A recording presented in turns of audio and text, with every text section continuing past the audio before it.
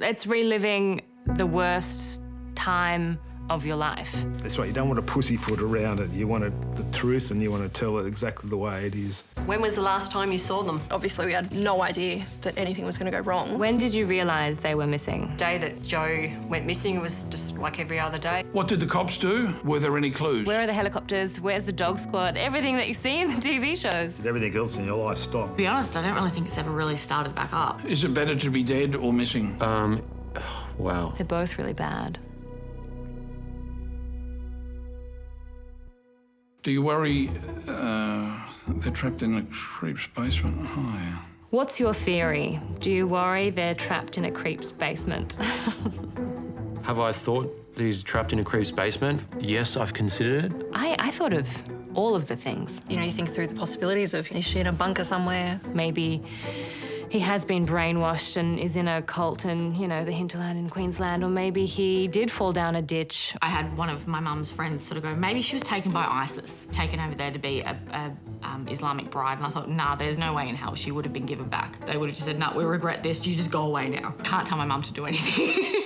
You know, when something doesn't make sense and you've got no answers, everything's on the table. We knew how unwell he was mentally and that living on the streets was a possibility. Every time I come to the city, you know, you see the ones selling the issue and that, and you'd be looking and checking the face, to see whether or not it's Paul. Pretty much every time I saw someone on the street for those years, I would burst into tears. As a child growing up, I'd hoped that Jo was living happily with another family and they were treating her well. I still remember sitting outside Mum and Dad's house, looking up at the stars and thinking, you know, she's under the same stars somewhere. Even though she missed her family, she was loving her new life. Well, has he met someone else? He'd say, as long as he's happy, I could live with it. It'd be hard, it'd be very, very, very hard and everything else.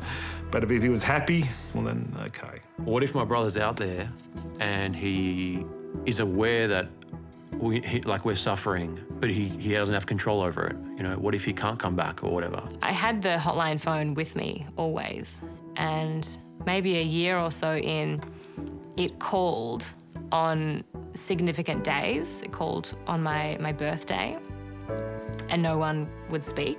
And then it happened on my sister's birthday, then it happened on my grandmother's birthday. And naturally you think, this could be Dan. All I want now is have Paul to know that he is happy, or he's not happy and he needs help, I need support, that I'll always be there. And one morning it was like 5 a.m. and I was standing there in the kitchen, silent. I managed to get the police to actually to track that one. I was told that it came from the Ararat prison. So that prisoner had his privileges taken away. Overwhelmingly, most of the information that was coming forward was from psychics. I don't believe in psychics. It makes me really fucking angry, to be really blunt. You know, sometimes I jump in a car with somebody and as soon as they sort of said, you know, I dreamt this, I thought this, my brother said this, I think, oh, here we go.